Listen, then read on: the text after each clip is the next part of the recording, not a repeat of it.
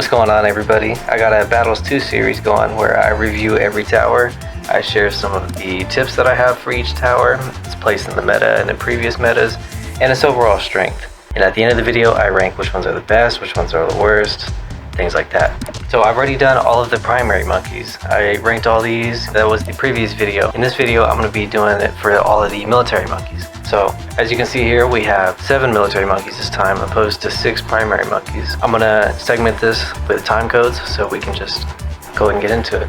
I'm going to go ahead and start with Sniper Monkey. I would say the main abilities that you see when people use Sniper are either main Moab or the supply drop. What's very popular is for people to have Sniper on their team. They get main Moab and set it to strong. That holds usually till round 26. They may either upgrade or get a lot more for DDTs. Another great option is the alt eco option through the tier 4 supply drop. This is probably the most popular thing for Sniper. I see a lot of people supply drop if they have Sniper on their team. It was a very efficient economic option back in the early seasons. It was one of the best ways to make money in game, actually. But it's received some nerfs, so it's no longer like the best alternate eco option, although it is very good. Elite Sniper is kind of cool too, I guess, but you very rarely see it due to the nature of how long games go. Elite Defender is also a pretty good meme. I've seen a lot of people get it. I've never really personally used it. However, a lot of people do take this, and it holds really well up till round 30. It doesn't really pop the ADs though, at least in my experience. So overall, I really like Sniper Monkey. I think it's very effective. It's very effective in Season 4 as well. And I can see this being a popular option even into Season 5 if it doesn't get any more nerfs. So that's Sniper Monkey. We're going to go ahead and now move into Submarine. This tower is easily one of the best camo towers in the game. It holds around 12 to around 17 more efficiently than almost any other tower in the game due to the nature of plutonium reactor. This thing is like the anti-regen rainbows, things like that. Now it does need a little bit of support if it's like extremely aggressive. However, this thing just kind of clears pretty much any bloon wave. Those who do get the tier 4 top path plutonium reactor, they usually get heat tip darts as well. That way it can pop camo lead. Camo lead is just a sneaky way to win some games in the early tier arenas. First strike is also very, very powerful. I never personally use it because I like to micro other options. However, the people who micro first strike usually beat me just because it can clear fortified ZOMGs, DDTs, all that good stuff. A good submarine player can win most of their games. Top 2 paths aren't the only best options though. This bottom path got some buffs for Season 4, so it's relatively strong as well. Especially the armor piercing darts. You get 2 or 3 submarines. I'll sometimes set them to strong just so they can get on the blimps. But overall these help really well. This is an extremely good tower, extremely viable tower. I play a lot of my games with it. One of the best combinations was Druid Sub Eyes back in Season 3. I like this tower a lot. One of my more experienced ones. And with that, I'm going to move on to the next one. So, Monkey Buccaneer. This is probably my favorite military tower out of all of the military towers, Monkey Buccaneer. I used to play BTD 3, and Buccaneer was pretty solid in BTD 3. The nostalgia factor is a powerful one. The tier 3 middle path cannon ship, this thing holds to like round 12 by itself, very powerful. I'll usually cross pass it with the top path double shot, because double shot is a very strong ability when combined with grape shot. It's a lot of DPS, it almost doubles the DPS relatively. Then of course, Monkey Pirates, you get 2 extra cannons. This thing's just a beast, up to round 18. I've seen some players go Crow's Nest or cross into Merchantman, things like that. I've never really been too big of a fan of it.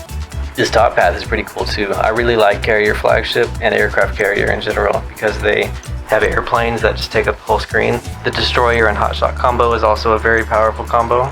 Lots of grapes sent out per second. And yeah, it is overall a very strong early game tower. Big fan of Monkey Buccaneer. So now we're on to Monkey Ace. Monkey Ace, I used a lot of this in Season 2. Usually if you see Monkey Ace, it's probably going to be the Bomber Ace tier 3 middle path or Ground Zero Micro somewhat in the later game. I've never really seen anybody build Spectre, and I believe Spectre doesn't even hold fortified ZOMGs just due to the shorter track length of Battles 2 compared to BTD 6. So not many people really get this. I don't have much experience with it, so I don't really know too much. The top path is pretty nice though. This top path tier 3 fires anti-Moab missiles, and it actually is relatively strong up until the fortified ZOMGs. You kind of start running out of board room to have lots of these down, but rounds 1 to 18, Monkey Ace can usually hold pretty well. Whenever I think of late game though, I don't really think of Monkey Ace in it. So on to the next one, Heli Pilot. I was a big fan of this one in Season 3. I used this one quite a bit. Season 2 even as well. Due to the support Chinook, the crate farming was one of the best economic options in game in the earlier seasons. And then this Moab shove was pretty nice too. You can get a couple helicopters down, one with downdraft to blow back all the balloons, much like a top path druid. And then you could also get a Moab shove bottom path to hold pretty much to round 30. Like, helicopter was really nice in Season 2. You could also do the cross path, 3 points in the top path, razor rotors, 2 points in the bottom path to pop camo lead, allowing it to be very versatile in some strategies. And of course the Chinook crates are just wonderful. I love economic options. Heli Pilot's a very good gateway into alt eco because it teaches a lot about the game. So now we have Mortar Monkey. This is probably one of the most requested is Mortar Monkey. I get a lot of comments about this tower. The two areas I would like to highlight is just heavy shells and signal flare. Signal flare puts this as like a pretty solid early game camo detection option for round 12. It can hold the first 5 rounds by itself too. Like, Mortar is actually pretty solid. Heavy shells can pop black balloons. This is kind of the major one. And then it does extra damage to all fortified, stun, things like that. So this artillery battery ability, this thing can actually pop DDTs really well, things like that. I've gone against a couple Mortar players who literally just don't die. If you go against a good Mortar player, I think they have the ability to hold pretty much anything, you know what I mean? This is a really good tower, but due to the nature of it, not many people like using it because it's rather click intensive. It's somewhat clunky on mobile due to its targeting system, but it is extremely powerful for those who actually want to put that type of effort in every single game, opposed to just, you know, pushing 3 buttons with Dartling Gunner or something. Big fan of Mortar Monkey, very solid. Now finally the Dartling Gunner. Oh my goodness, everybody knows about this. Everybody leaves in the comments things related to this. So I feel like I don't really need to say too much. This is kind of probably the most known tower in Battles 2. If I think of like a flagship tower, it's either Dartling Monkey or Dartling Gunner. But just as like a quick little summary of tips, I usually see the tier 3 middle path hydro rocket pods into laser shock cross path. This thing holds till like round 18 just by itself most of the time. At post season 4 you actually need some support for it. So this guy loses to regen rainbow rushes. He also loses to a round 18 all-in, fortified Moab all-in, unless you have this ability. But then again, if you get this ability and use it, you can lose on round 19 because it's a burst ability. And Dartling Gunner doesn't really lend itself to being sold microed due to the almost 6k cost for tier 3 and then 5k cost for tier 4. So Dartling Gunner is relatively vulnerable at rounds 18 to 22 if you want to kill him. Not many people use the top path or the bottom path. Bottom path is actually really strong for late game. I highly recommend this for late game.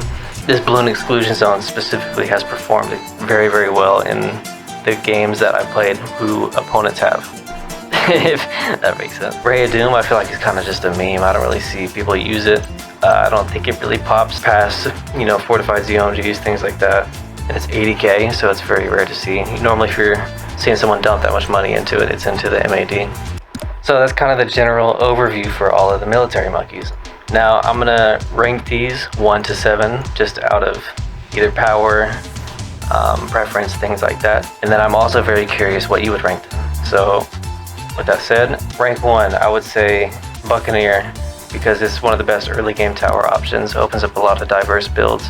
I like to play a lot of builds at once. I like to test a lot of strategies, and Buccaneer is extremely versatile. Usually Buccaneer can hold the first 12 rounds by itself, and that frees up a lot for the other 2 team slots. Number 2, I'll put Sniper Monkey, another solid alt eco option.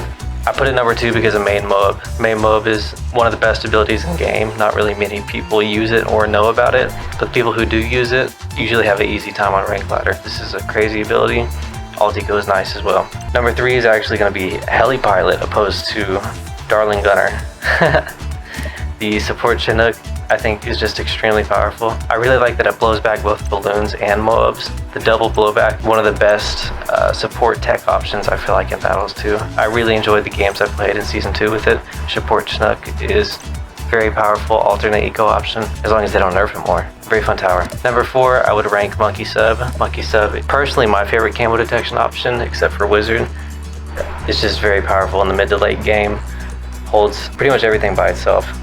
I would rank it higher if I didn't have a preference for the other towers. Then 5, I would do Mortar Monkey, relatively solid. I feel like I don't need to say too much on it. It's just a good camo tower, a good middle tower. Number 6, I would do Dartling Gunner because it actually is pretty versatile. It's one of the best starter towers in game. A lot of people like it. I personally don't like using it because it feels somewhat clunky. I don't like this targeting system as much as other options, but it's very powerful. Its ability is nice.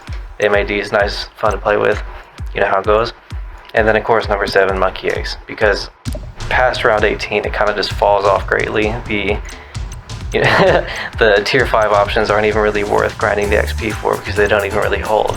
And I say that based on the experience I have in Rank Ladder of people actually getting this and losing to all-ins. So that's how I feel about the military monkeys. I'm very curious how you feel about these towers. Which one's your favorite? Which one do you think is weak? Let me know in the comments and I will continue the series. So I'll keep working on the series and let you know. Thanks for watching.